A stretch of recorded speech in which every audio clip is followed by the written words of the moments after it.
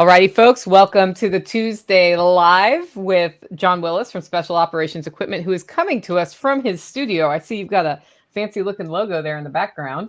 Yeah, that's just a fancy word for shed. Yes. Yeah, Yeah, shed. I'm going to get one behind me here soon. I got to talk to you about who your vendor is.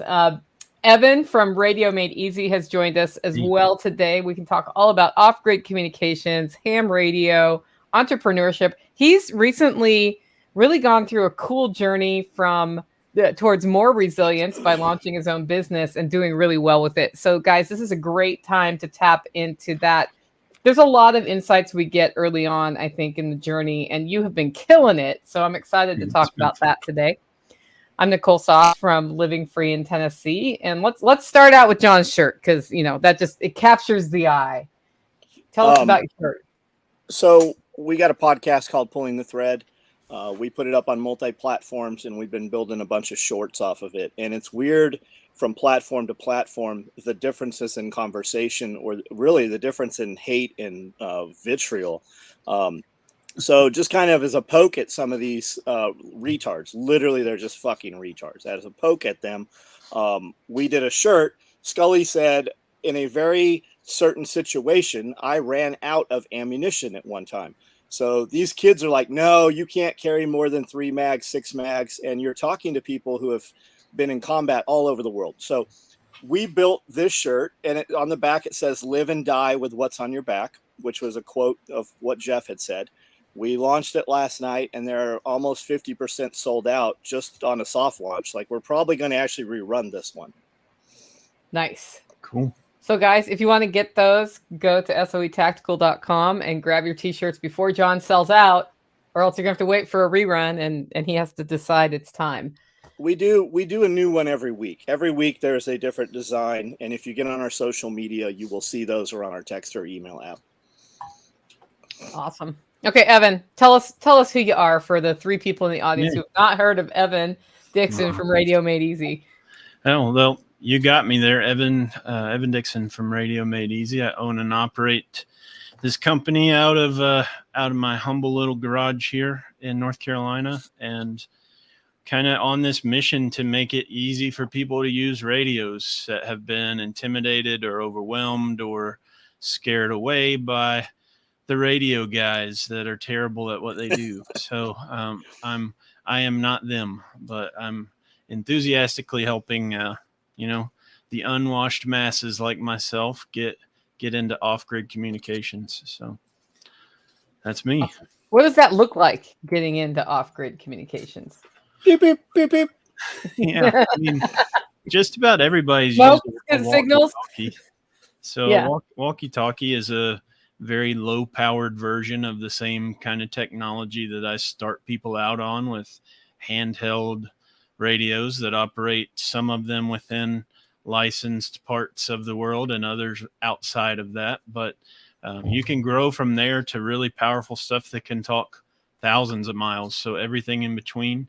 And I kind of cover the full gamut of that, but in a digestible way that isn't a physics class or an electrical engineering class or death by PowerPoint, but really hands-on, hold your hand, speak in layman's terms, have nice illustrations, diagrams, analogies that connect to the common person, right? So that's me. I'm not above that. I designed it, as something that I wish I had.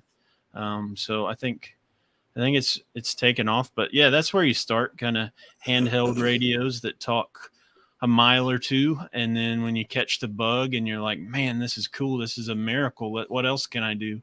Then we start getting into more powerful stuff from there. Cool. Tennessee Permaculture says, I need to get handhelds for our property. I can't remember how many acres it is, but like for a 20 to 60 acre property, what sorts of things should people be looking for? Yeah, there's a good solution that's pretty economical to get into, where you can put in a crossband repeater. So actually similar to some of these radios that I have behind me, you can get a mobile radio and mount that somewhere at the highest point on your property with a stationary antenna, and that can kind of create a network for your whole property. So if you can't make it work without that, right? If you're limited by some sort of obstacle, that's a really cool solution. I've installed several of those in Middle Tennessee recently for different people with similar sized properties, and it works really well. The sky's the limit, right? So you can pay a couple grand or a couple $100,000, right? It just depends on what you're trying to do, but that's a good starting point. I saw he said there's no line of sight, so that's exactly what you're overcoming there by putting something at the top of the property, even on a mast possibly, and then that'll cover a lot more area than your handhelds will. So yeah, I actually need to do that here. We use handhelds that mostly work, except for one of the holler neighbors' homes. It does it gives the scritchy scratch. You know what I'm talking about? Where I can tell you're talking. I can kind of tell what you're saying. And we need to up our game here. We put those in place March 2020 when the big tornadoes came through and comms was out.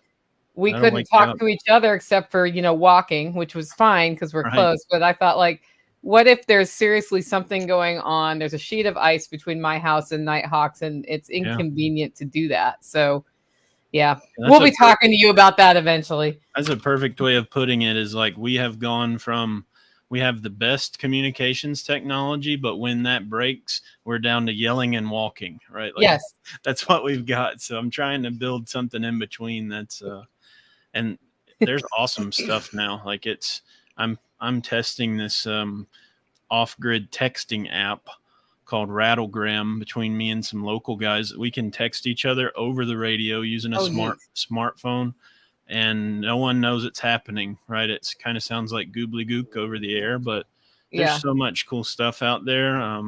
It is awesome. Very alive and well. So I'm having a blast with it. Yeah. How do you keyboard that to use that app, Evan? So it literally works like a text messaging app, and then there's a cable you take from the phone to the radio. Okay. And it broadcasts it out over the radio. So just burst. Yeah, and we're gonna put that in the class. It would be perfect for like sending detailed information that needs to be perfect, right? Like a latitude and longitude, or medication instructions, a recipe, something that you don't want to get wrong. It's perfect for that. Yeah, there's Weapons Junkie. He's the one helping me test it here locally. But there's lots of cool stuff going on. Yeah. Well, and it seems like it just gets better and easier to use the longer it is. Because when I first started messing with thinking about ham radio, I was like, man, this is an enormous mountain of stuff that I don't want to deal with right now, when I can just, send an email or make a phone call. Yeah. But then my eyes were kind of opened up when I had the only way I could get information was by listening to FM radio, which at least I had that. But yeah. So how does a person go from like looking at that mountain to being able to like tangibly use this stuff? Well, I was just thinking about that. My friend James Yeager back in the day would always say, you could learn everything I'm going to teach you with a pallet of ammo and like a year of your life out at the range, but he just gives you the shortcut. And that really is the truth about most things, and it's that way for radio. So you could spend about a year, maybe 6 months if you're a legend, and self-teach yourself, YouTube University, the radio stuff. That works. That's how I did it. But if you want the easy button, 0 to Hero radio operator course that I put on is exactly that. That's what I was speaking about earlier. That would be the best way to get started. And I'm obviously biased, but there's nothing on the market like this class. There's nothing with that low barrier to entry design for the common person. That's not boring. That's not tedious and technical. And I don't mean to undersell it. It does get technical, but it comes later, right? You don't start with the waterfall of algebra and physics and all that crap. So that would be the best way to go. I would love if someone had never even bought a radio yet and just shows up, fresh off the boat. That would be great. But usually they've already banged their head against the wall for a while, and that's fine too. And then, of course, I always get that one guy who already knows everything that still comes to class, which we have a blast with that guy too. So it's always a guy. I don't know why. So like walk us through, because we're doing Zero to Hero Radio Operator 2 days before Self-Reliance Festival, and tickets are on sale at early bird price of $545, including lunches, for a 2-day course. Like, if I go in there and all I know how to do is unlock my phone and use the apps on it, like, what does that look like for me for the next day? Like, what sorts of things are we doing, and what can I expect to learn by the end of it? Yeah, so we're going to kind of do a crawl, walk, run, or show you, demonstrate to you, and then let you do it sort of approach. Just the best kind of learning environment, right? So we're going to talk about how it works, why it works, all that. And then we're going to pull out the equipment. I'm going to hold your hand, get you trained up on everything, right? How to turn it on, how to change the channel, how to do everything as if you're starting completely from scratch, because most people are. We don't jump right into how to program a VHF repeater with a 5 megahertz offset with a 82.5 kilohertz tone. And I'm like, all right, ready, set, go. Nobody's doing that. So, we have a proven approach, that we've proven out across a couple hundred people that have done it so far. And I know kind of how to guide you down the path. But basically, we learn the fundamentals, get it started, get you comfortable, and then we start using it. So that's where the real fun is class is scenario based. So now we're taking it outside the classroom. We're doing missions together. We're going to plan a mission, execute the mission, debrief the mission. And that sounds really cool, but it might be like, we're going to go pick up lunch, right? But it's going to be a heavily planned and coordinated lunch run with communications the whole way there and the whole way back. And, it's fun. So we get to implement everything. And that's where people catch the bug, right? When you see, wow, that was a lot of fun. That's the most fun lunch pickup I've ever been a part of. I think I might start plugging these into my life. That's where it really shines. So, to summarize, learn how it works, then do the hands-on hand holding, then do the implementation. And then from there, gets a little more complex. We'll mess with the long range stuff on day 2 and make some contacts coast to coast, show you what's possible with that, which is a real miracle in and of itself that kind of gets people excited. But it's a good time. I think everyone will have fun and learn a lot. Jason says you get a call sign too. That's right. Not an FCC call sign, but an Sexy SOE. Tomato 123. Yeah. That's right. Yeah.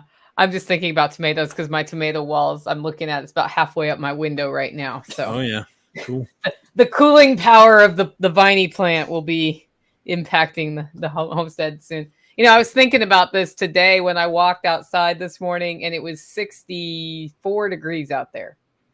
This time last year, it was like 80 in the morning by that time in the morning. So I'm kind of loving this less extreme oven schedule that we've chosen to do this year. So just give it a couple days. I mean, I know it's coming, and I'll get bitch slapped like I always do, but it's, I was looking at the garden. I was like, tactical, I'm going to actually get like Brussels sprouts this year. I have little teeny, like nice. Pinhead sized Brussels sprouts. I'm like, just hang on another week, guys. But yeah. Anyway, we just doubled our ability to put up shade cloth, so everything's under shade right now. Oh, nice. Cool. Yeah. And this is my last week in this 2-car garage with no insulation, so I'll be moving into my tiny little shipping container in the backyard, and that will be much easier to contend with the heat. But 2-car garages with uninsulated garage doors south facing are not fun to be in the summer. So I'm looking forward to a change of environment. That's how we had it in San Diego for years before we moved into a real shop. San Diego is heaven. Well, we had 90 degrees south facing, no insulation, detached. Yep. Okay, Evan. You weren't doing this full time 2 years ago, were you?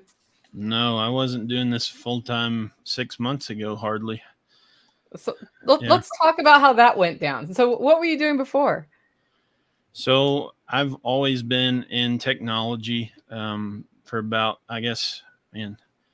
12, 13 years. Had a career, worked for big banks, worked for a software startup for the last 7 years. And we got decimated this year at my software startup. Our sales tanked, and we're a business to business kind of software company. I say we, I'm not there anymore. Trying to remove that language from my vernacular, but so I was with those guys from a pretty early stage and built a ton of automation. And did I lose you guys? No, we're here. Okay.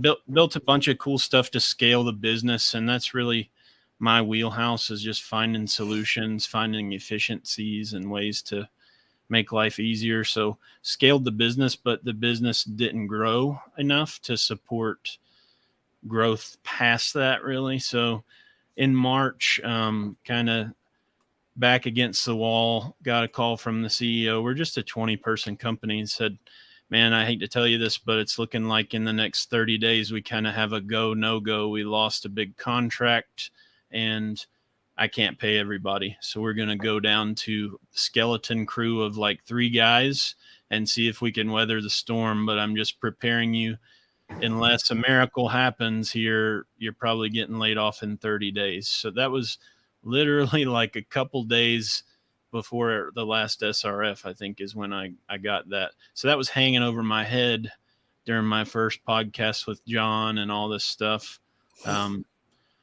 So that crushed me. I'll be honest. Like, I was pretty terrified because I've never really been off of the paycheck plantation, as I've coined it. And so I waited out that month, kind of hoping I wouldn't have to walk the plank. And it's the best thing that ever happened to me. They said, sorry, it's gonna fall apart. We're gonna have to let everybody go on. They did an 8-week leave of absence that everyone knew would be permanent, and sure enough, it was. But in the course of that 8 weeks, I think I made more money than I made at my full-time job in about 6 months, and I'm just rocking and rolling. So the stars really aligned. I had done the groundwork to get things off the ground before that happened. And then when I got word, I had about a week of wallowing in my own self-sympathy, and then hit the ground and just started putting my energy into this. And everyone around me is like, are you looking for a job? How's the job search? And I just don't have an answer for them, right? Because it's just not, I don't live in an entrepreneurial culture. It's just like my family, my friends, they're kind of like, they're all job people, which is fine, but they don't know what the heck I'm doing. So it's cool. It's a whole new paradigm for us around here. So I'm having a blast with it, though. I'm laughing because Evan sent me a screenshot, and he's like, I've made more money this first quarter than I did all last year. And when he showed his father that, his dad said, but what are you going to do about medical insurance? Yeah, I mean, he's always had a steady job with good benefits. It's always been a priority for him. And I had a good conversation with him. I think it sunk in, right? I was just like, Dad, I'm doing something different that's going to change the course of our legacy here, right? Like, this is, that's going to change my kids' life and their kids' life, because it's not just the business. It's my mindset is completely rocked now. Like, I only eat what I hunt and kill, and it is very different. Like, I was telling somebody the other day, I used to get excited when the month was over because that means you get paid again. And now it's like, man, I wish I had 10 more days in this 10 month. more days. Yeah. Yep. It's just upside down, but it feels so much more in alignment with how I should be living. I don't know what I was doing, but it was not healthy for me to be stuck. And no shade at my previous employer. Like, he's a rock star. Our CEO was one of the most capable people I've ever met, but I was building his empire, right? Like, and he paid me well to do that, but it wasn't contributing to me. At the end of the day, when times got tough, I was out. and that's how it is. So that's a tough pill to swallow, but that's really, even at bigger companies, it's not even that nice. It's not even that gentle. You don't get a nice phone call with a gentle warning. You might get an email. It's like, thanks for your 7 years of your life. You built thousands and thousands of hours of automation. See you later. Your phone will be turned off tomorrow. Right. Yeah. Mail Your it back. email's already bouncing. Right. Yeah. So I got let down easy, but it was still tough, but I'm really enjoying it. So it's and it's cool to see all the people that I get to connect with now that are growing that, mentoring that, and helping me with that. So so you're the lever. You're the lever of your last name, right? Your family name has had that history, and that's the words you're looking for. You're the lever that's going to change the entire course of that family name. And you did well hiding it.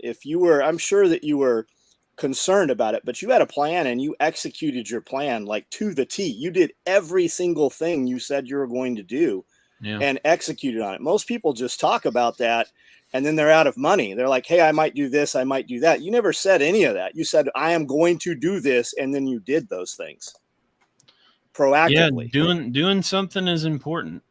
A lot of people talk about doing stuff. I've been around a lot of people with great ideas that are just bitter that they never capitalized on their good ideas. And I've always been entrepreneurial, but it's always been for side hustle money. Like I could make 10 grand in a year and buy a cool toy. Now I can make more and pay for my life with my own effort. So and I got a wife and 3 kids, right? Like I'm not just some, vagabond that can live on potatoes, right? Like I have a lot riding on this. It's not a joke, right? So it's like there's people counting on me, and I hope they never, at least until they're ready, like they are never aware of what is happening, right? Like I hope they see it as the adventure that it is. So it's humbling though to look at the people depending on you and think, all right, gotta keep grinding. They're counting on it. Well, you talked about mindset a little while ago and how your mindset changed. Yep.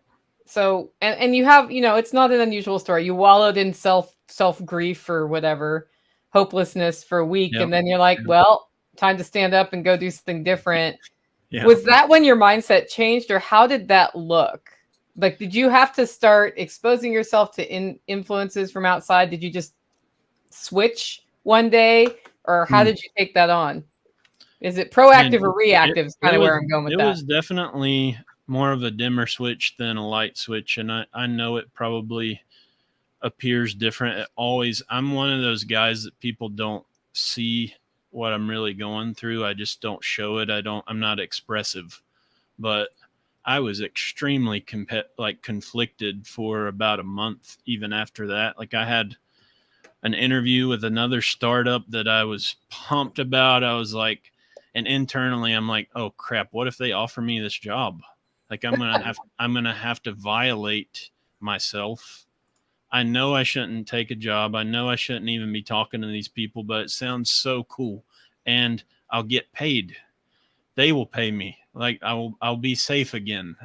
And I just wanted to, like, I'm so lucky they didn't offer me that job. I was in a pretty vulnerable place that I might've been like, yeah, I'll take 150 grand a year for you to take 10 more years of my life. Right. And they didn't offer it to me. They hired internally, but I sat down with a friend of mine, Jason Barr, and I was like, dude, what do you think about this? He took this same plunge probably 10 years ago, and a very close friend of mine. And he was like, dude, you just got to follow where you feel peace. And I knew already I felt no peace. I felt like I was completely violating myself to even entertain the idea of getting that job. And so I had kind of predetermined, okay, if they call me back, it's going to have to be like FU money, which it won't be, right? Like I'm not that kind of rock star. So it was not going to be that. And there's just too many confirmations for me that this is what I was supposed to do. So I had to accept that though, right? Because everyone, like I said, all of my friends and family, all my old coworkers are all checking with me constantly, concerned about me. Like, hey, do you have any job leads? How are things going? I have coworkers that have tried to get me jobs I didn't even ask for. And I'm just like, I'm not really saying no, but I'm not saying F off either. And I've had to get off. It really is a plantation kind of mindset. What I mean by that is like, you don't, like, there were slaves that didn't know they were free yet and had been convinced psychologically to stay on the plantation, right? That's what I mean by the paycheck plantation, is like, you can leave anytime you want, but you have to leave, right? And it's a psychological, spiritual thing to get out of that. And I was there, man. I was like kicking and screaming internally. I look cool as a cucumber on the outside. I mean, that's how it always is for me, but I was conflicted. So I had to embrace that I was going out on that limb. So there's a lot of guys get out of prison and they reviolate to go back to prison because they are more comfortable in prison. I believe that. Yep. It's kind of sad. Yeah. It's understandable though. It's not that different than what I'm talking about. It's just go back to the ark you built, right? Like, go back to safety, go back to home base. And if you've been kind of brainwashed into that being home base, I don't mean that in a derogatory way. It's just, it has entered your brain, right? That's makes sense. I was doing the same thing, or considering it at least, but yep. So here's a question from Prepared Citizens. Okay. How long did it take you to come up with the plan for after the unemployment? Was it a big plan, big action, or piece by piece, little action by little action? I mean, the plan. Did you just start running? Yeah. I mean, the plan is say yes to everything, and here's your minimum necessary budget for the month. And so I immediately cut all my expenses to the bare minimum. Like, we moved into a different house this past week. We cut our living expenses by about 2/3 immediately, like zero tolerance, just whack. I don't have any debt, so that I'm fortunate with that. I've made good choices and kind of don't drive new vehicles, don't have fancy things. I've always had fun money, but I've never lived extravagantly. So that was an easier adjustment. My wife is very supportive, very hold down the fort mindset, just along for the ride with me and doing what it takes to keep me running. So, I mean, that was all the big immediate stuff, like stop the bleeding. And then the plan has just been say yes to everything and do everything. I mean, I don't have a roadmap. And it's funny because, like, I used to be on a roadmap call every month at the software company where we would supposedly plan what we were going to do that next month, and then did about a quarter of it, and the rest of it was putting out fires, so much that my alter ego was Smokey the Bear. That was what I went by at the company. But no, there's no plan. The plan is create value and sell things to people that they will trade you money for, and then start doing more of that when it catches on, and just innovate and constantly solve problems and constantly create value and have as many conversations with as many people as you can. 1 in 100 will be very valuable, and the other 99 have that same potential. But it's just yes to everything. And I'm running myself ragged, but with that right now, but it's the way to do it. Like, I have no doubt in my mind is just like, I drove home from Wilmington last night. I spoke to a prepper group in Wilmington 4 hours away. There was only about 12 people there at a park, but I'm saying yes to everything. Someone invited me to come speak. Yes, I'll be there. When is it? I only sold like $600 worth of stuff. It paid for my gas. It paid for my food and a little extra. And yes, yes, yes, because one of those people will spend 10 grand with me, or one of them will come to a class and bring a friend or something like that. And it's viral.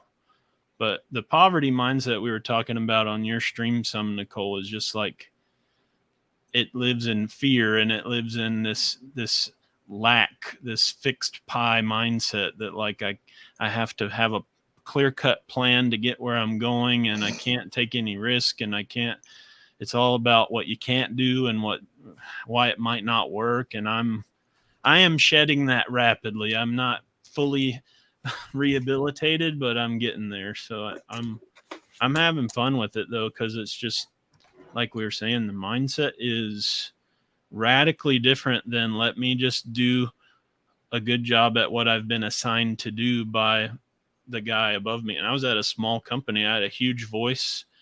It's still nothing like being on your own. It's just no comparison. Well, I also noticed that you married a rock star. Yes. And Yes. that's something that if you have a spouse and they are the person, or you are a spouse of somebody who's starting out, and you can be that person, having that extra support, I think really makes a huge difference. Like, I know most spouses from time to time disagree with each other, right? I've never seen Amanda and John disagree with each other in front of people. You shouldn't ever see us disagree in front. We shouldn't see any of you guys disagree in public. Certainly nothing of substance. Yeah. But it's because of that, and because both are going in the same direction, that there's that extra boost, right? It's not one person alone anymore. Yes. It's a familial approach. And I think a lot of people underestimate how important that is, whether they are the runner or the spouse of the runner. Yep. Like, if you're hearing this and you're like, my spouse is starting this thing and I'm scared, and so I'm putting doubts in their ears, think about what you can do to make them successful by stopping that crap and boosting them by, like, cook some homemade food. It's cheaper. That cuts expenses. Less money has to come in. There's so much you can do to help build that resilience as a family. So I don't know. That just perfect example is like my wife. We just moved. She handled the entire move. I can do all of that, but I have to do other things. Like now I can't just kind of take a chill pill for the week from my, sorry, I saw Bob's thing. I can't just kind of take a week off from my job now to help move, right? Like, it's like we had a talk. I'm like, sweetheart, you're on this, right? Like, whatever you need from me, tell me, but I have to be on earning, right? Like, I'm the earner now, and it's different than it was. And she's completely awesome about it. But even down to like, I need a bag packed for when we move to the new house that has like 4 days worth of stuff in it while we're not unpacked yet. Mm-hmm. I can completely do that myself, right? Like, it's not that I'm a child. It's that I don't have to go do it now. And she provides that value to me that is irreplaceable, right? Just like something that I can just assume it's taken care of, and I can keep running hard at what I need to run hard at. And we just accept what lane we're in for right now. And that is ever evolving, but it has worked really well for us. It's just, it's hard to find somebody that's willing to do that these days, but I struck gold on that front for sure. So it's well done. That probably means you see people twice, who they are. Oh, well, that's a lot of people. She believes in you. She's not looking you to get a job. You're like, I'm going to do this. I'm going to make this work. It's going to suck for a little while. Just like Jack's wife, when he said, hey, 6 months. And then he said, I need another year, but this is going to be worth it. Yeah. And she's like always supportive. It's interesting because Dorothy is the most supportive person. She's supportive not only of Jack, but of all her friends. Oh, yeah, you can do that. I know you can do that. That's her attitude. Hey, Brandon, thanks for the super chat to whomever's channel that went to. We really appreciate it. Wanted to highlight that one. Yeah, man.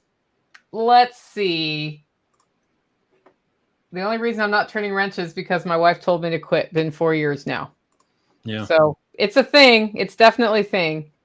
And Bob had asked if any of your preps helped you to feel better about the situation when you did lose that permanent employment and had to go on your own. Was that did that help relax things a little? Yeah, I mean, I've got a pig and a cow in the freezer. I've got enough rice and beans to live on a year. I mean, that's a savings account, literally.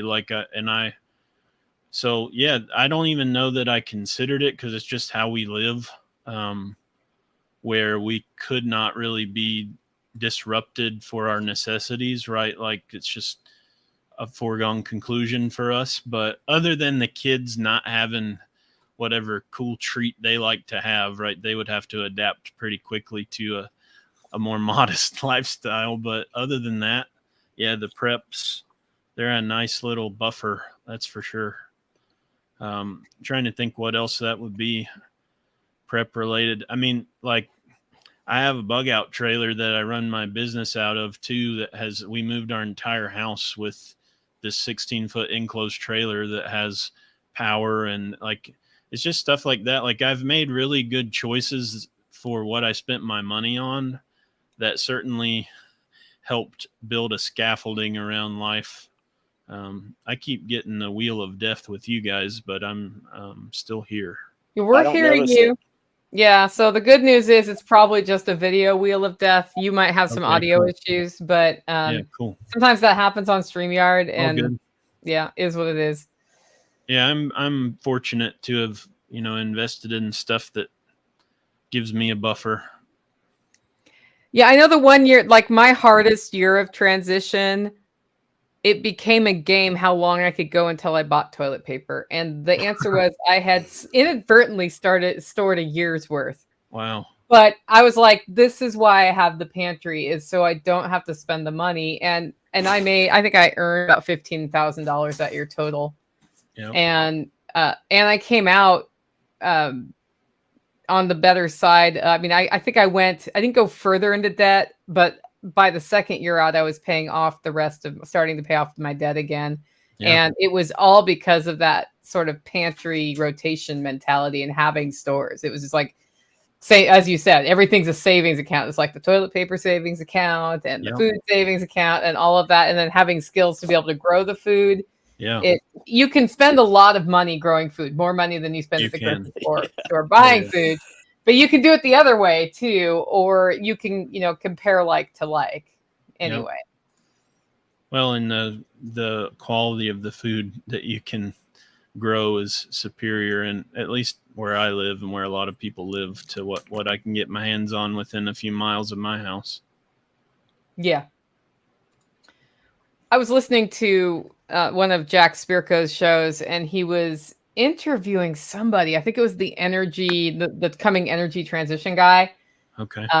No, it was Toolman Tim. He was interviewing another prepper in Canada who we totally need to Toolman Tim. Yep. Yeah. So this guy talked about how the 80-year cycle that we're in, and this decade is the one that's supposed to be the hardest, and the transition looks like it's going from centralized systems to decentralized local systems, right? And as I heard that, I started thinking about power and what's happening with our power grid. Like, that's a major centralized system that's really expanded in the last 80 years. And if that goes out and the equipment is destroyed, we may have the knowledge about how to fix it, but we do not have the materials right now. Yep. And so then what I think is going to happen, if that happens, is that smaller communities who have knowledge will figure out how to produce some power. But how does that play into communications? Like, what are your thoughts when you hear that? Like, it's completely analogous, because it's like, we were talking earlier, I got a Starlink, right? So Starlink is a miracle, like an amazing technology, but at the end of the day, it still plugs into the same crap that your DSL and your cable plugs into, right? So like I say this all the time in my talks, but we have the coolest, most high-tech technology, but we are the more fragile every day, right? Like we're more dependent on the centralized, not distributed systems that we depend on, and we don't have any alternatives. So, I mean, everything you have connects to the same system as far as your cell phone, your internet, your Wi-Fi, if you have a landline, right? Like all that infrastructure requires power to run, and it's all connected back, if it's wireless, it's still connected to a wire at some point, and it's the same wires that run other places. So, this with communications, you need something independent of that you own, right? So like similar to solar, right? Like if you own your own solar panels and you have off-grid storage for power, you're insulated from the consequences of the grid either being unreliable or non-existent, right? So it's not necessarily designed initially. What I love about my own approach in my life is it's supplemental for now. Like Nicole, I use your pantry thing a lot in my presentations where I'm like, comms have benefit for today in the same way a stocked pantry has benefit for today, right? Like it's very convenient. It's very problem solving oriented, where when you run out of something, you have a replacement. You don't have to run to the store. Yeah, it has that effect, but it also has end of the world benefit too.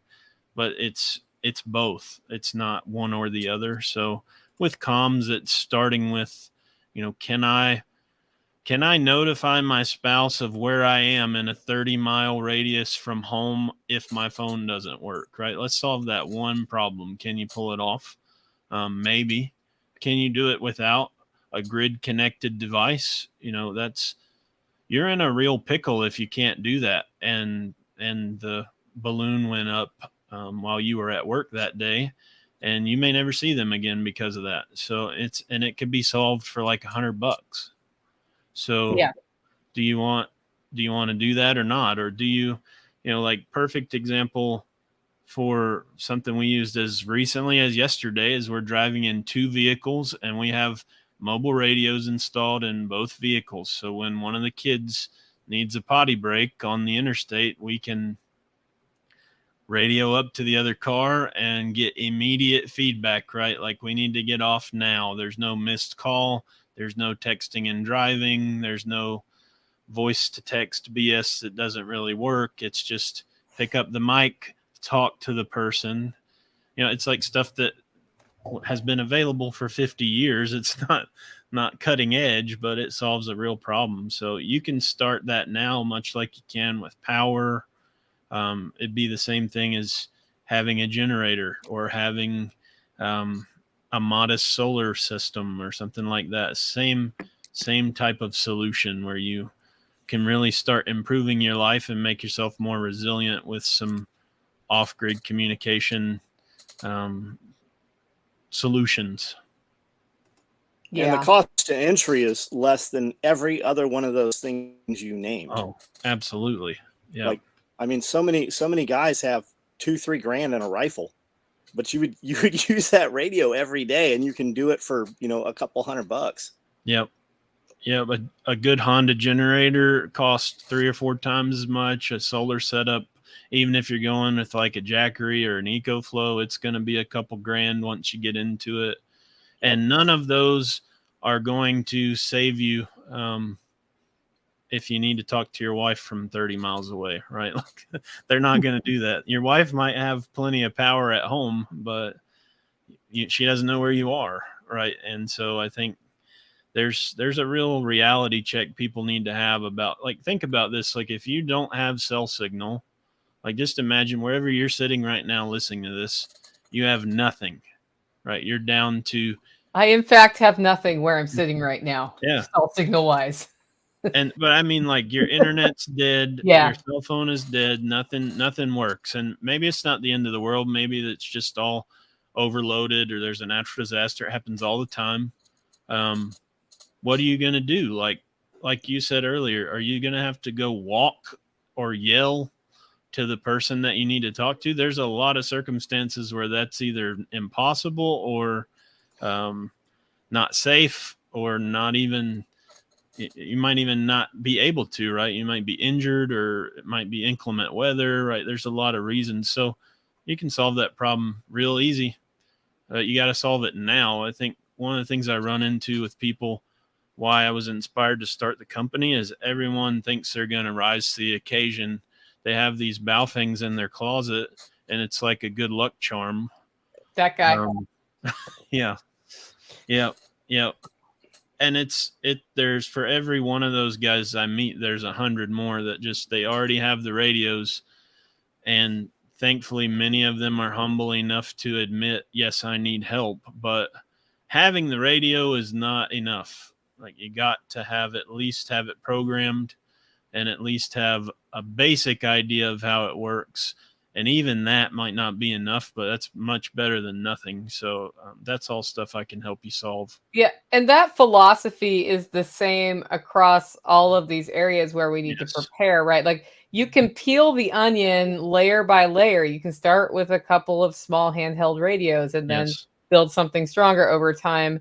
But if you don't use them, then when you need to use them, you don't know how to use them. And the same goes for if you have all this long-term stored food in your back closet that you never look at and have never cooked, you'll probably figure out how to get it in your pie hole, but it may not taste very good. And if you set up a system where you're rotating and actually using the stuff, then you know how to cook with it. Then you know how to make it actually pleasant. If you have a solar system or a battery bank, that's just your battery. I'm going to put one in here before I get solar panels on my house, actually. That's my next thing. I can like charge it from the grid, and then I want to be able to run all my freezers and fridge up here, which is a lot, which is why I'm doing it that way. Cool. And then I can add solar panels later. Like, we just peeled off part of our system here for another building completely. But I just realized yesterday the power went out, and a day before yesterday. And I have these light bulbs that they charge in the lamp. So when the power goes out, I just reach in there and I have lights again. And because of the new solar system, I have water. So that's all done. But I was like, man, if this goes longer than 8 hours, I'm going to have to drag out the generator. I'm going to have to cook it on the fridge and the freezer. It's like, it's not the end of the world. I'm prepared for it. But I thought, what if I actually use my 30% tax credit this year and get another battery bank and just put it in for those things? Then I'm done. Right? Yeah. So it's all layers of the onion. You start with the light bulbs for power, and then you go to a battery bank and a generator and all of those things if you need them. We got one here from Jason Barr, who gave a super chat. I think they gave it to you, John. So thanks for that, Jason. Need to communicate with your kids. Don't want them on cell phones. Radios, fun and convenience for everybody on the homestead. Yep. Turn it into a game. I do that with my kids. I've got a radio here. Let me find it. Oh, so I built this one for a customer this week for his son. So it's just a Baofeng that I painted red.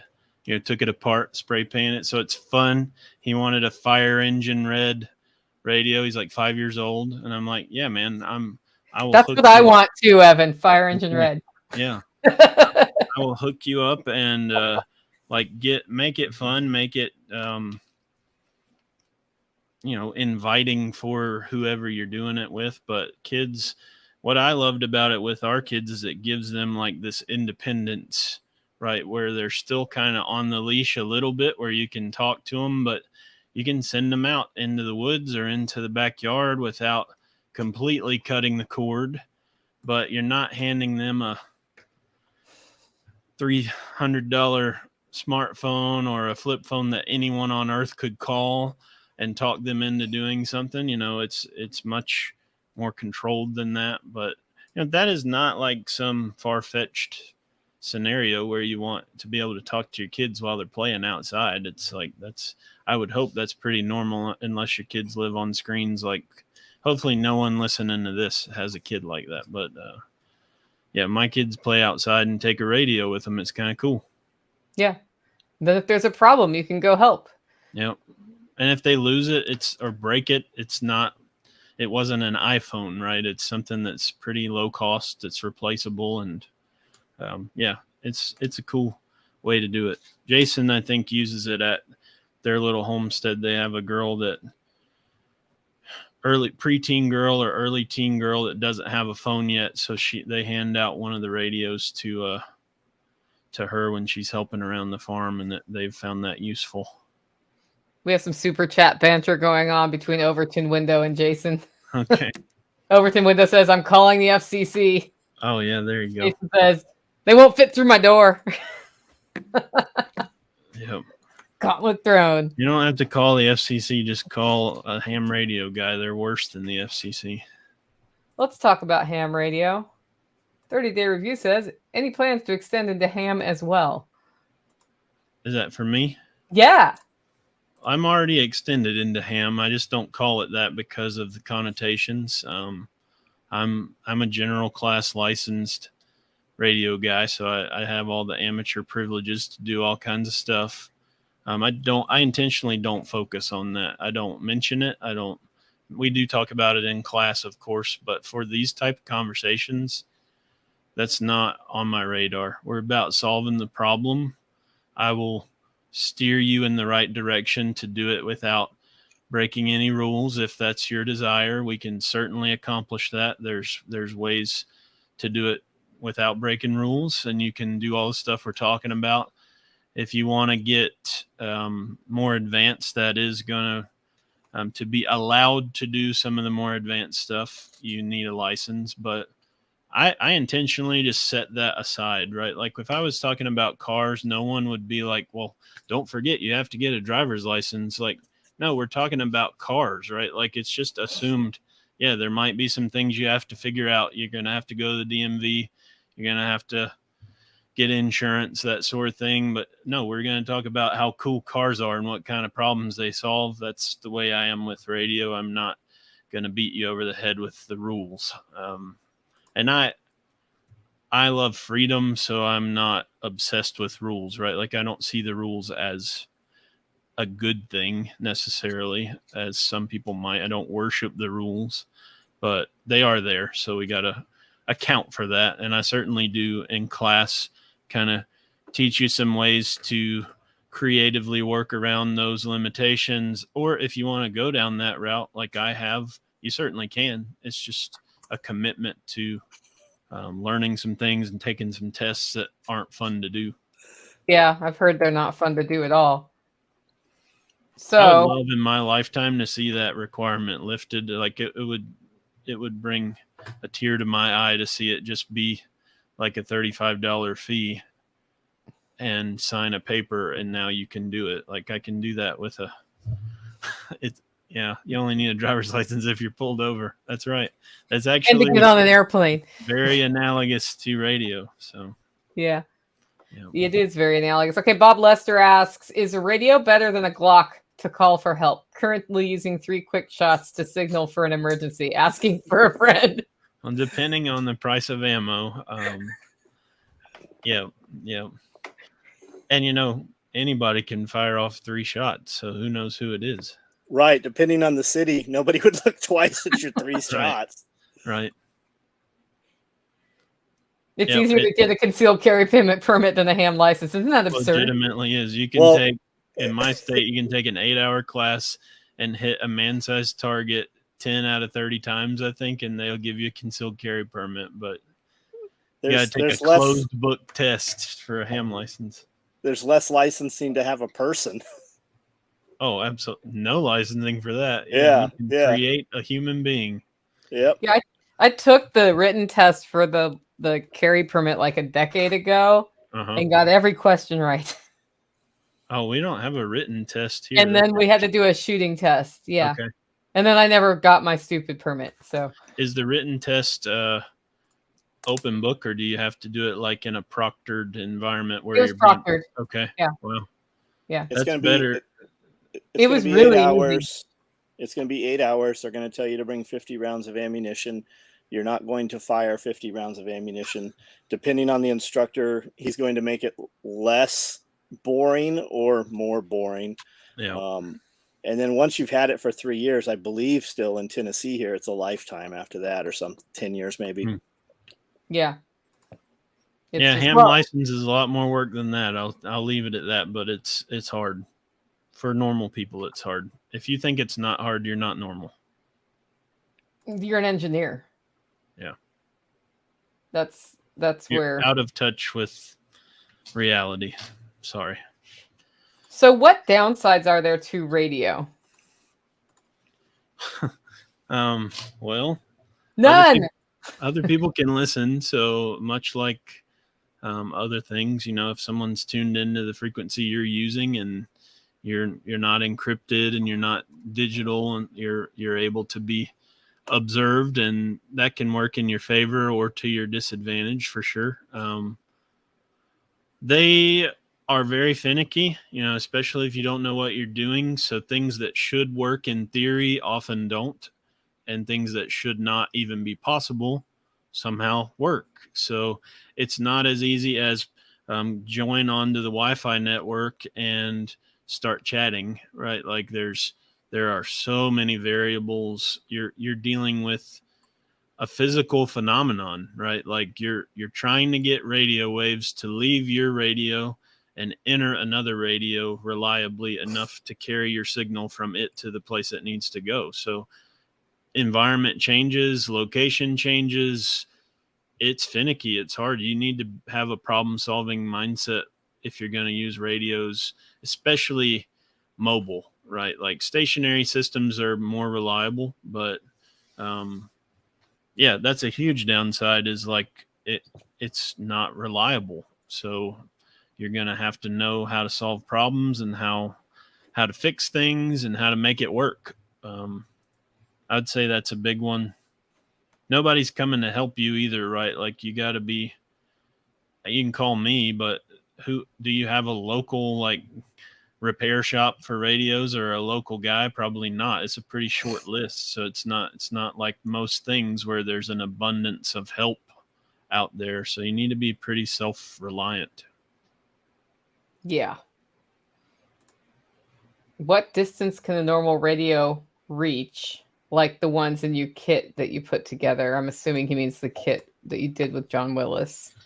Yeah, those handhelds, I mean, it's one of those it depends questions, but everyone wants a number. I would say 1 to 2 miles in a normal environment that you're not obstructed by a mountain or a hill or a metal or concrete building, that sort of thing.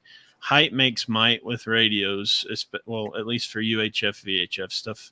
For handhelds or short range stuff, the higher your antenna, the more propagation you get, the further it reaches, right? So if you're not able to make a contact, get to high ground and remove the obstruction. That could mean climb up on the water tower. That could mean throw an antenna up in a tree, get on the roof, get in the attic, go drive to the top of that hill, drive to the top of that bridge, that sort of thing. But everyone wants a number. 1 to 2 miles for handheld to handheld is pretty reasonable. It could be 100 yards in the wrong environment, though. And then with HF, you can talk around the world with no infrastructure. So literally everything in between. If you can use a repeater, which is basically like a radio network that people put up in your community, those will extend your range 10 to 50 miles. So the downside is you need to have privileges to use those repeaters. So if you don't have those privileges from the Crown, you will be harassed. So that's one of the big reasons to advocate for getting your license, is you can do that without being harassed. So, though in an emergency, how much are they going to harass you? Well, you're actually excluded from the rules if you're acting in defense of life or property. So, yeah, but if you don't know how to use it in the good times, you won't remember in the bad times. So it's kind of like carrying a gun, right? You better figure out how it works when you're not under stress, because when stress comes, things don't work like they used to. This is a true story. Very true story. Let's see. I'm missing all these comments. That's okay. I'm starring the ones that have questions as best I can. And guys, if you want me to see that you have an actual question, the first couple words or all of it in uppercase letters, so all caps, makes my job a lot easier. These eyes aren't what they used to be. Evan, if I wanted to talk to you from my state, would high frequency be the best setup for a base station or a mobile base station? Yeah, so HF, if you're trying to reach out beyond, say, 30 miles, 50 miles max, you're going to need to be using HF, which is just a different type of radio. And you can set up an antenna in your yard usually a really long wire, 63 feet or 128 feet wire that's invisible to the human eye from further than a couple yards away. But that will let you talk hundreds of miles without any infrastructure. But it's much more finicky, much more difficult to learn. You need to take a class. You need to come try it. That's what some of these behind me are, HF radios. They come in, small, compact, portable setups or more permanent setups. But that's a whole different can of worms. That's a lot of fun to learn to do that long range stuff. I like that you take the approach of not mentioning ham at all in your discussion about this, because I think, like libertarian policy, many of us have had very negative interactions on the topic of ham radio that started with the tactics and the details.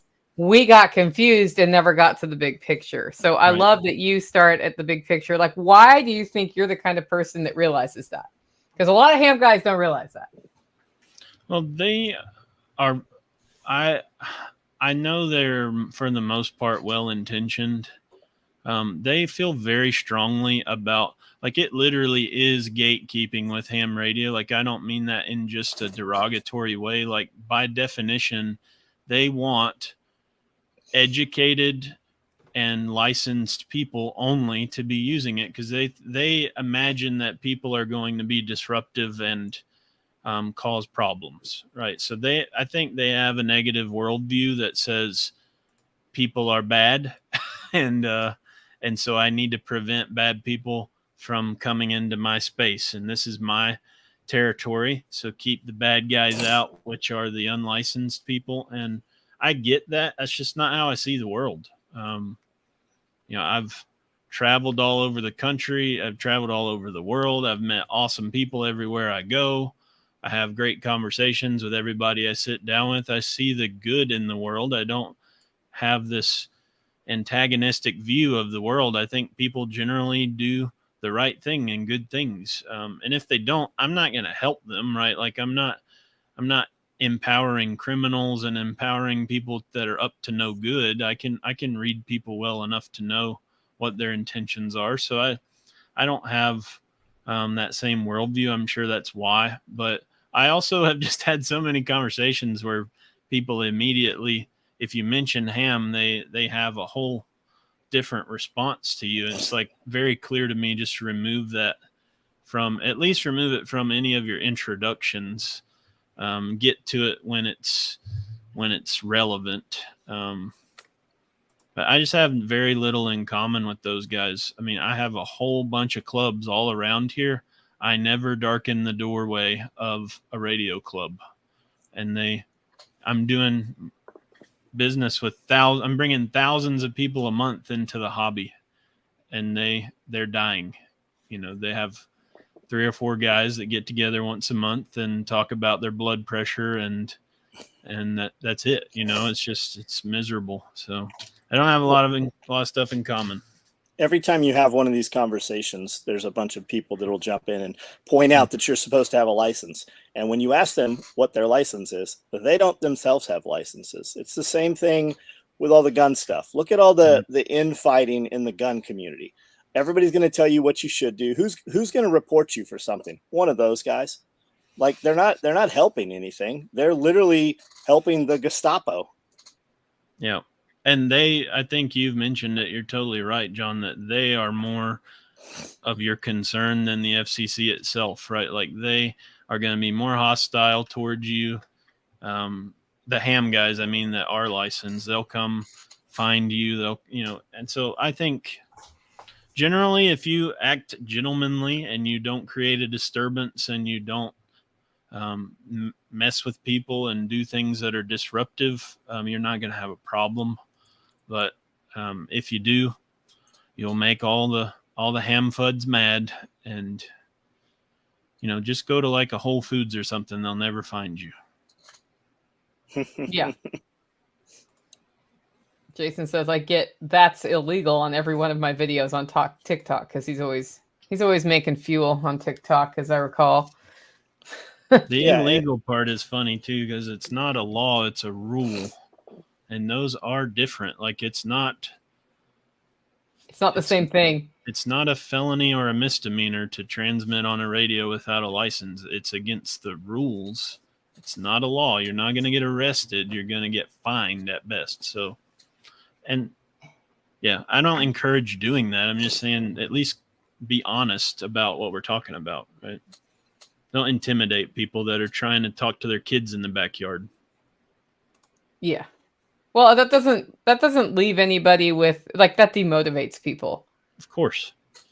It's completely irrelevant until we get to a place where it is relevant, and I'll decide when that is, not you, basically.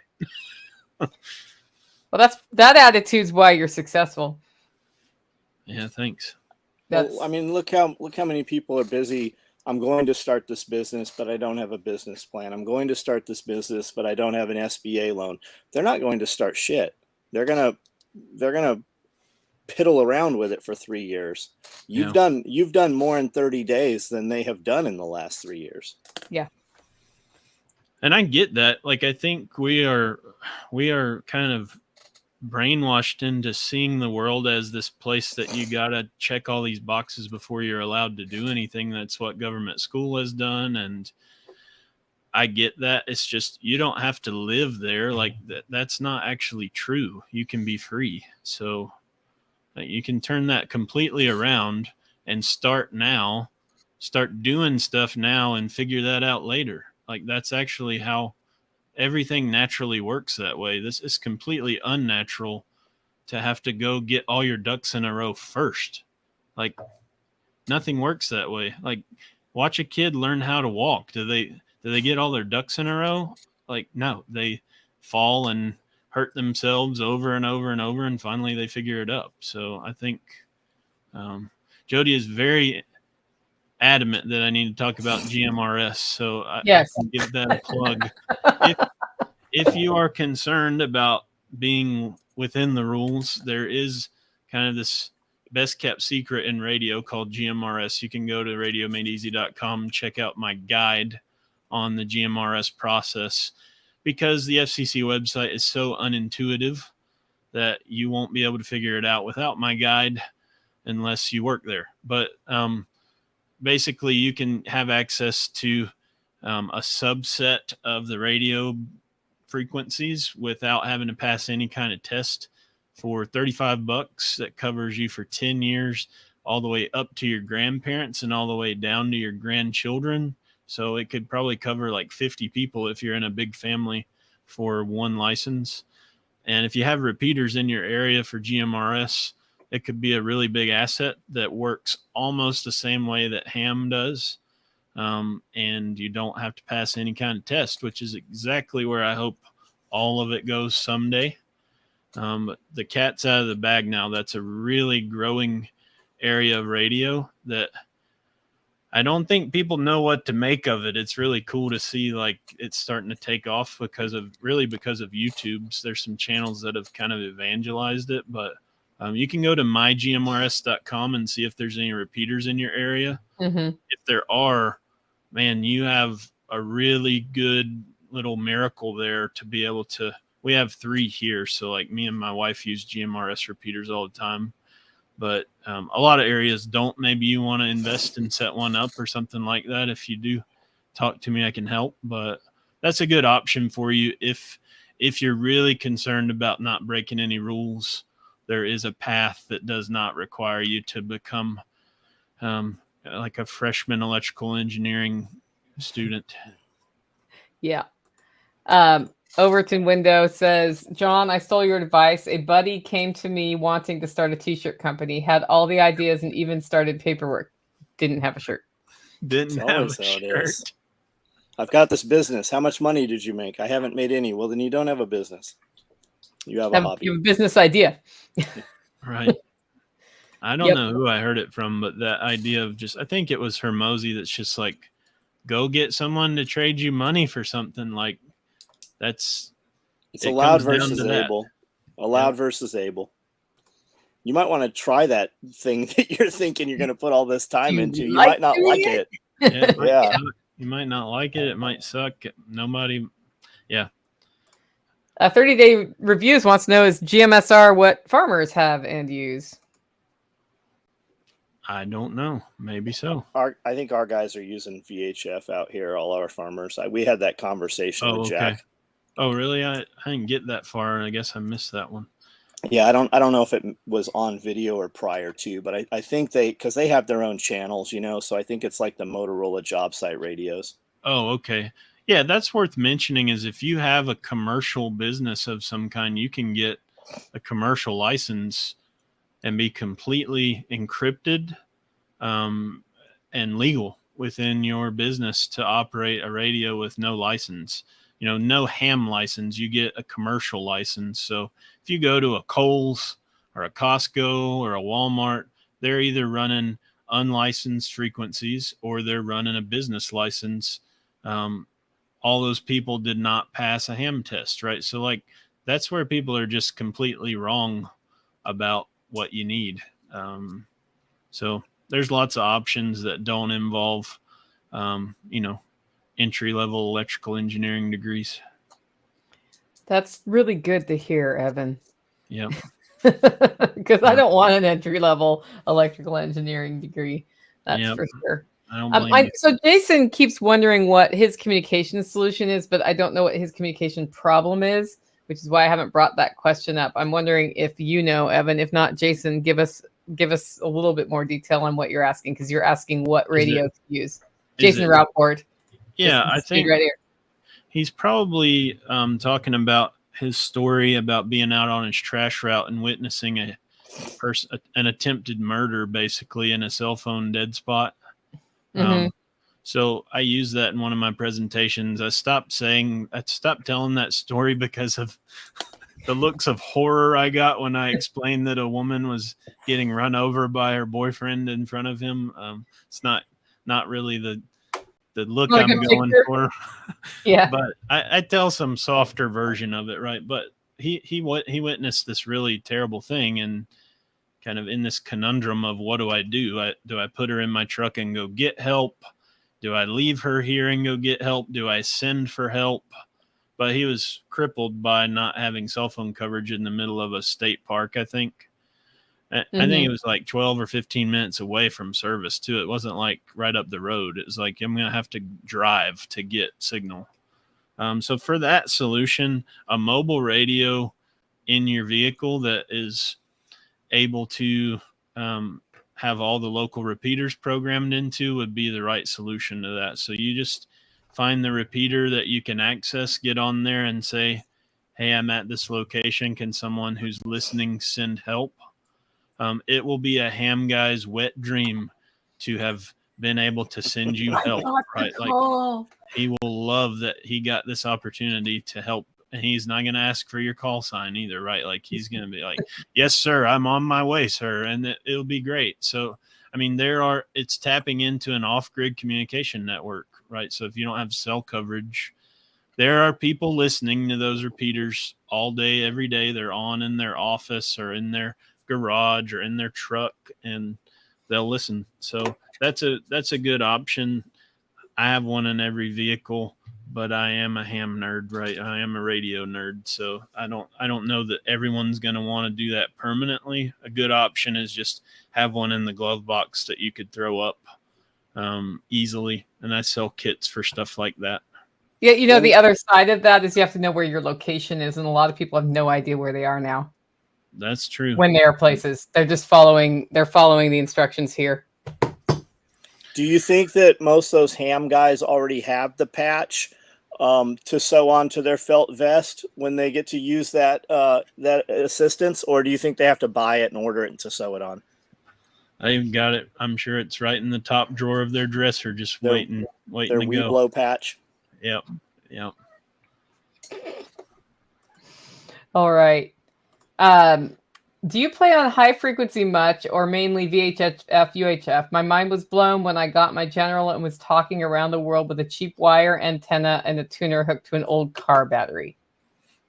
Yeah, I play on it with classes. That's it. Like radio's not for fun for me. Like it solves a real problem. So unless unless I'm teaching somebody or I'm making a directed contact, which means like there's someone out there, a specific person that I want to reach or needs to reach me. I'm not really playing radio. So what you see a lot with HF guys especially is it's like a glorified form of fishing, right? Like it's like I put my call sign out into the ether, and some random dude talks back to me, and I celebrate that I made a contact in Las Vegas today.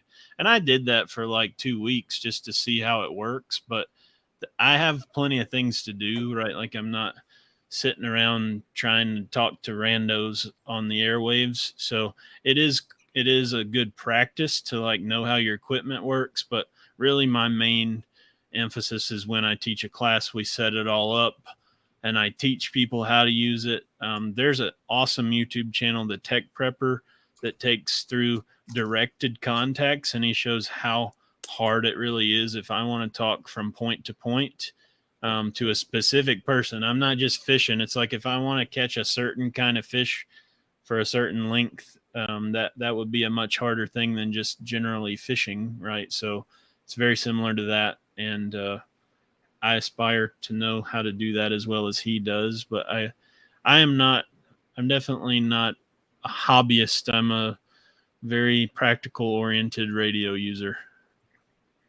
I think that becomes more and more true when you get further into running your own business, right? Is how much time do you have to do kind of dick around things? And the answer is less and less time, or no time if you're if you're going towards a goal.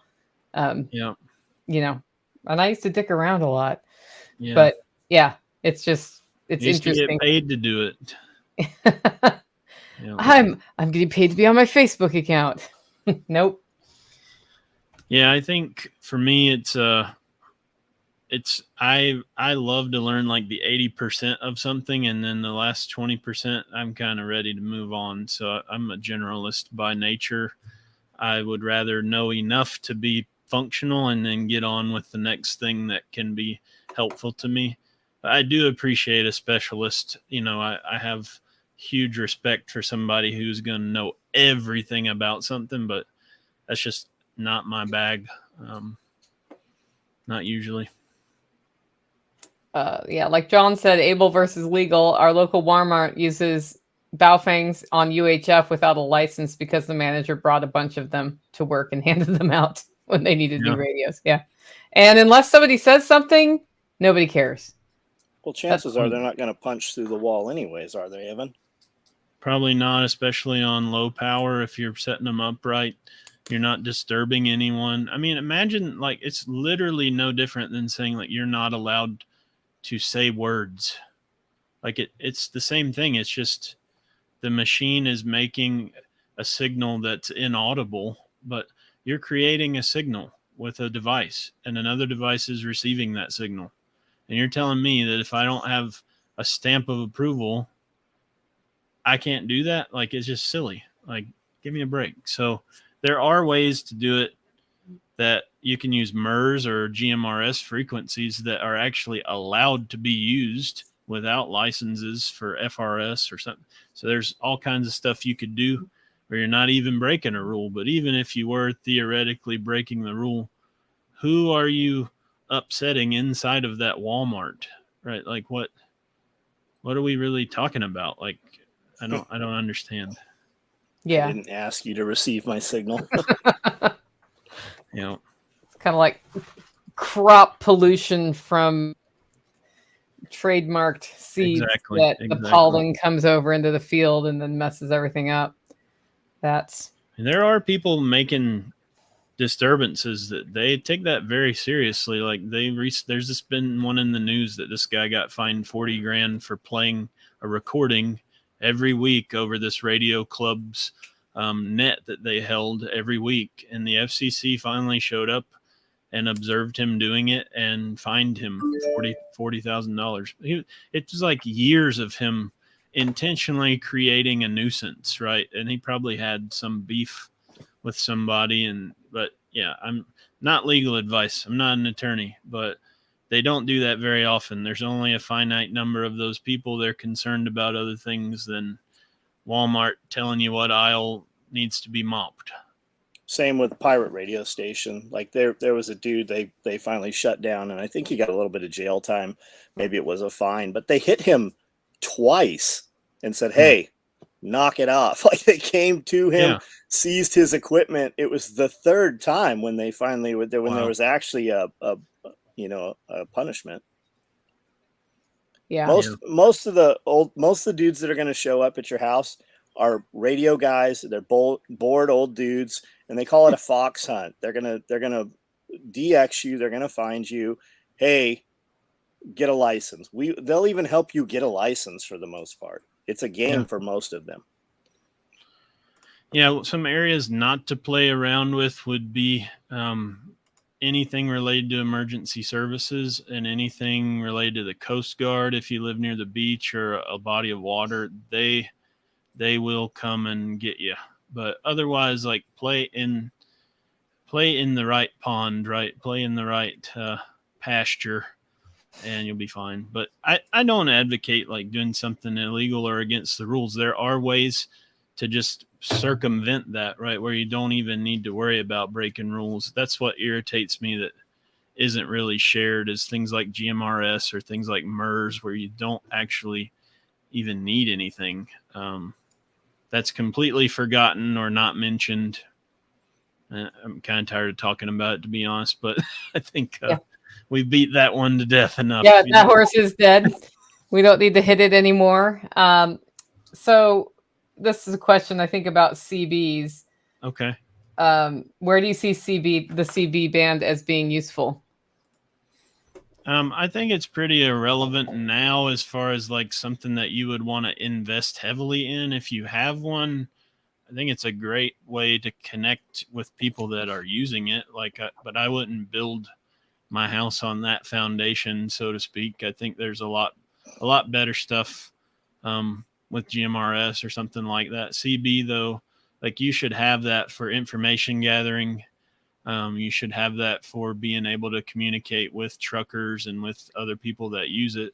You should have everything, right? Like I wouldn't tell somebody, don't ever buy a revolver that they don't, it's like, semi-automatic Glock is a superior solution in most ways, but there are corner cases where it's a better idea. So I think it's similar to that. I would say make sure you're using the right tool for the job. I would say CB is somewhere bordering on a gimmick to a compromise solution, but you should have everything at your disposal. I have nothing against having it.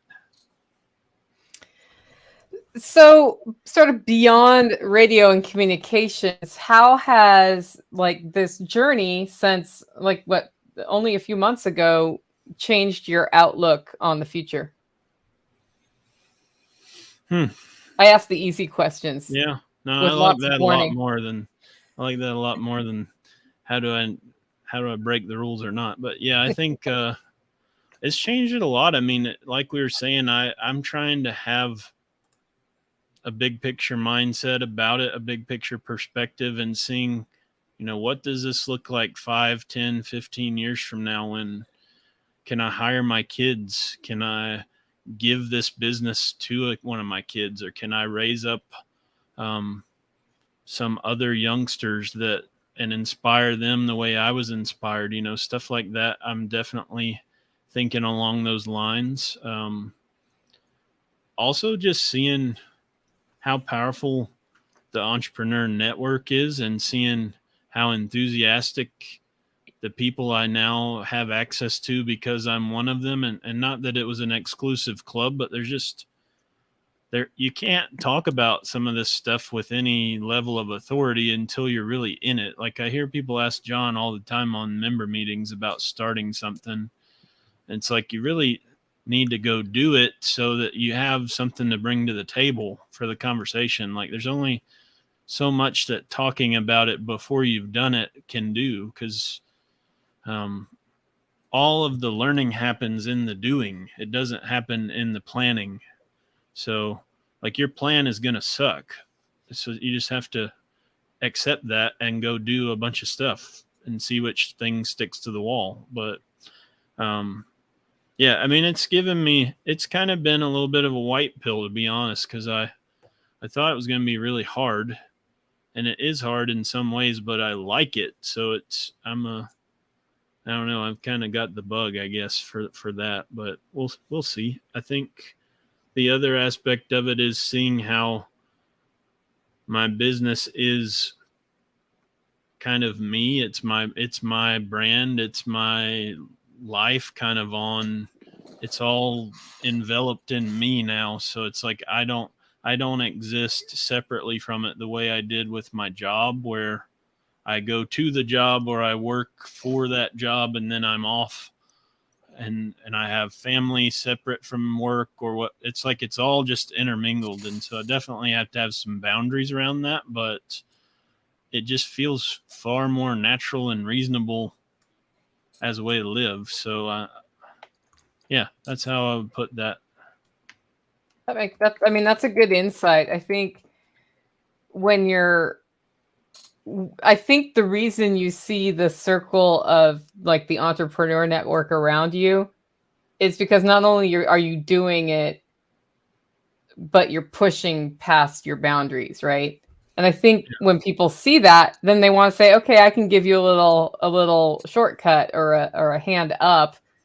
And then you exceed what they just did. And I think for a lot of people, that's the payback, is seeing somebody take, like, I don't know how many times John tells people that, no, you're not going to start that. But I'm sure he probably says that regularly when people say, I'm going to start this thing.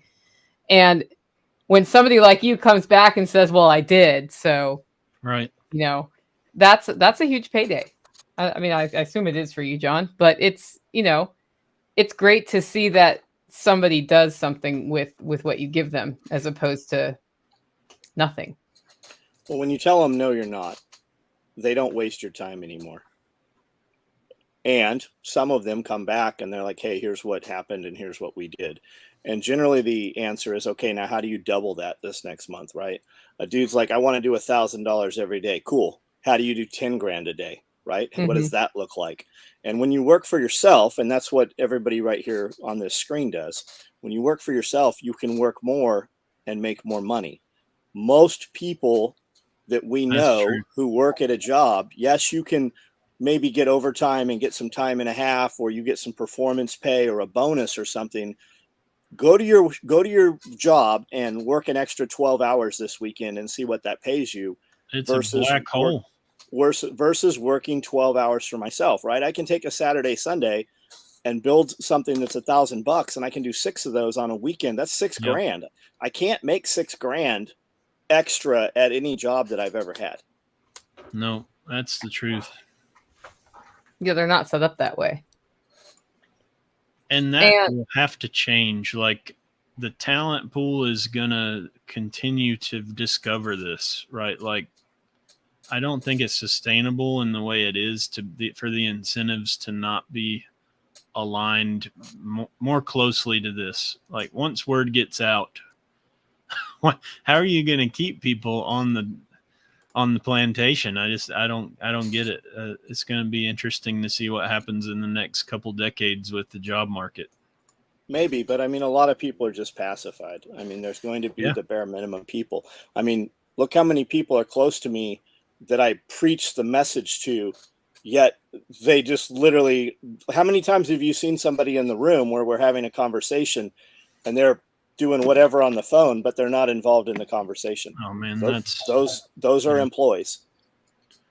Yeah, and there are people that need to fill that role, but there's a lot of people in the middle that could be shaken awake by, same way I was, hopefully. So I think it'll be interesting to see. Don't you think you were already waking up before you were shaken awake, though? Well, in a lot of ways, that's part of what probably was a big contributor to my rapid rise to the occasion. Was I'd already done this in a lot of areas of life. It wasn't my first rodeo on, walking through the fire. So, I mean, it was with my source of income, but not for a lot of other areas. I won't bore you with it, but like it wasn't my first rodeo. So I think that helps. You know, people that haven't endured hardship and overcome hard things, they need to, you know, you need, and it will happen. Like, you don't have to go looking for it. Like, life will come at you eventually. But I think some version of that, and I'm not an elitist about what that looks like, but you need to have seen that you have what it takes, right? Like that will inspire you to do it in other areas. But yeah, it's a tough mindset to break out of. I definitely got shaken awake in that certain area. Yeah, I had a delivery route for Wall Street Journal, Investors Business Daily, and New York Times. So I was getting about $1,800 a week. All three routes overlapped. Took about 4 hours of my time, 7 days a week. Yep. And I never would quit that job, right? They finally had enough and just fired me because I was taking weekends off and having people cover my routes to do gun shows. But when they fired me, I made more money that week that I was fired the next week than the entire month that I had ever made, even doing, you know, sewing nylon gear as a hobby, right? Because I had to do it for real. And I would probably still be doing that had they not fired me from it. Yeah. I'd just be stuck. Yeah, I think that's what it takes. You got to get disrupted. Yeah, maybe. I mean, if you're fortunate enough to choose it of your own volition, good for you. I wasn't enough of a, I don't know. I didn't have the bravery or the courage for that. I had to be kicked off the boat to learn to swim. I tried and failed multiple businesses before this situation. Yeah. And I had a successful nonprofit right before this, like had to the extent you can do it, but I hated that. So I finally I built something that was going okay. And I'm like, dang, hated it. I don't like what I do. But really I think about, there were 4 other major things I put in early on where it was like fail. And the good thing was I didn't lose my butt every time I failed. But I really think part of what has worked for me in this particular iteration is my ass was on the line this time. It wasn't, you know, your ass is always sort of on the line when you build something, but it was like, I mean, my next choice is convenience store if I don't do this well. So, you know, I mean, I'm the kind of person who I will work. So I will work at the convenience store if that's my only choice. Yeah. But I'm much better in the situation I'm in now. And now it's just a matter of how do I make this situation go further. I love what I told someone the other day. I really love your business. I'm envious that you have a product that people run out of every couple of days. Because it's not once a week they run out. Mine is not that way, right? Like the radio doesn't slowly whittle away and then need to be replaced. But you've got a great opportunity with that. It has its different challenges, I know, but it's really cool that is a great model if somebody's looking for something to get into, like anything that needs to be replenished. That would be a great one. But chances are there's a lot of competition in that. I would say the part I am grappling with now is I don't go speak to a room full of 15 or 20 people and walk out with $600 in sales to cover my expenses, right? I'll walk out with, if I'm lucky, $100 to $200. And like how much of that is me selling and how much of that is, you know, just that's what's there for coffee, right? Yeah, I got you. But that's then true. If they turn into like some percentage of those will just start mail ordering it at that point. So I try to follow those long tails and see, okay, was this speaking event worth the time investment for the long term, you know, I could payoff? See that would be tough to track. Yeah. It's easier to track than you think. Because like the cool thing about it is I am niche enough that I recognize my customers. Yeah. Like I start seeing those same names and that's kind of cool to see. So yeah, we got your coffee every 2 weeks for a while until I sold a massive website to a guy who supplies my coffee. Yeah. And so I barter with him for a tab, but as soon as that runs out, we're back on the holler roast train. But couldn't beat that. It's just down the road, but I love your stuff, and it's definitely worth buying coffee from someone who doesn't hate you. That was my favorite thing about it. Like we used to get counterculture. Yeah. And I was like, I can't buy coffee from people that want me dead. This is probably not a good thing to spend my money on. So I love that I could buy it from someone that agrees with me on some things at least. So that's kind of cool. See, Public Square, Public SQ, get on that app. Those people don't hate you. That's true. I have been meaning to do that and haven't, and now it's on my to-do list. Yeah, every one of these, John says something like that, and I'm like, oh, another to-do item this week. They were at SRF. Yeah, they need to be back at SRF. Yeah. Yeah, I put a profile up. I haven't done much with it, but they are always sending me emails that I want to read, like payment processors that are available that aren't. They're more cancel proof, stuff like that. So I dig that big time. It's a great idea. Yeah, I love this. John's products last a lifetime, and yet I keep buying more. So John has solved both ends of this equation, Evan. That's true. I don't he just keeps making more cool stuff, and people are like, I gotta buy that. Yeah. But it is true. Like, having seen John's gear, if I see other stuff for sale at the store, I'm like, I can't. It's not good.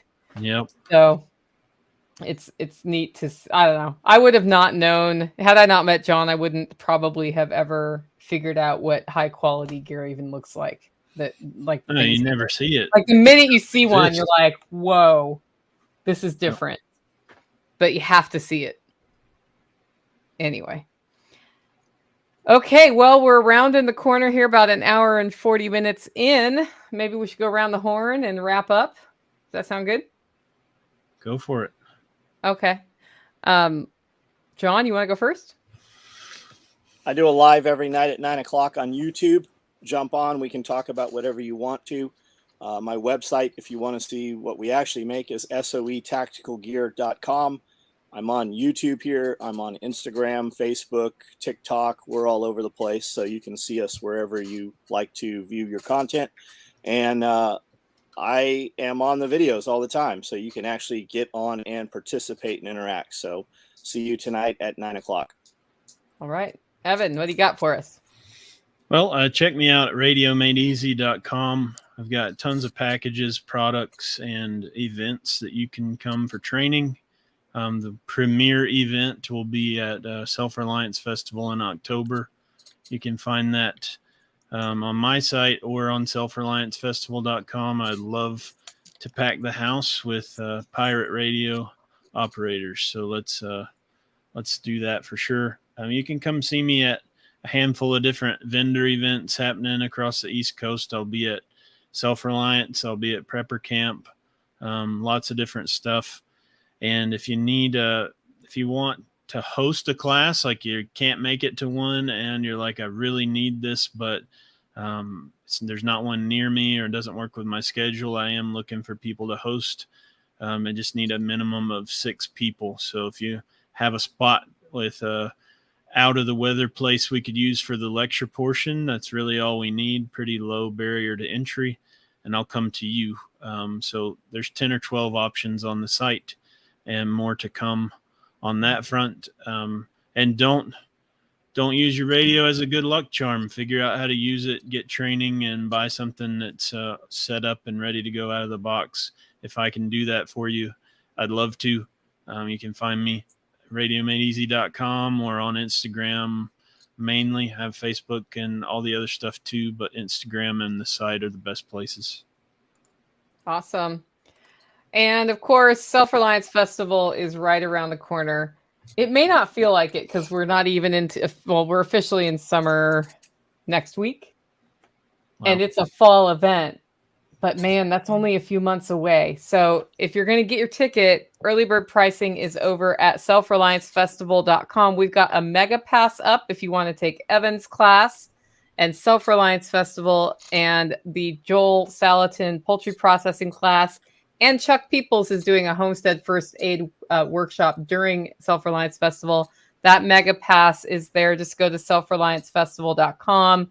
If you want to go more a la carte, we've got things broken out individually on the tickets page, but you can come and make 5 days of it. You can camp on the compound, rustic camping there. We're kind of playing with a bit of a anarchy approach to where we can park some more RVs, because I know a lot more people this time are coming with RVs. There are some spots nearby to park, but there's also some really great RV campgrounds nearby with like electrical hookups and heated showers and bathrooms if you want. But this one, you know, I say this every time, and it's because they get better every time. This one's shaping up to be the best one.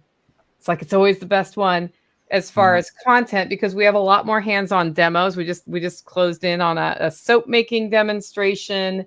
We've got things of that nature. We've got awesome presentations, from things that'll motivate you to really tangible, tactical things you can do to make your life better and to make yourself more resilient.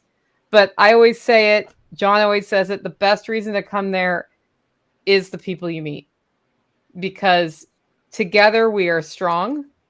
And you may think that you are alone in the world, the only person who thinks this way, and you sort of get your injection of motivation at these Tuesday lives or on John Willis's 9 p.m. live streams, or, you know, listening to podcasts from people who are far away from you. But those people who you think are far away from you, there are some people near you who are thinking like you are, who you are likely to meet if you come to Self-Reliance Festival. So check it out, selfreliancefestival.com, guys. We'll be back next week. Thank you.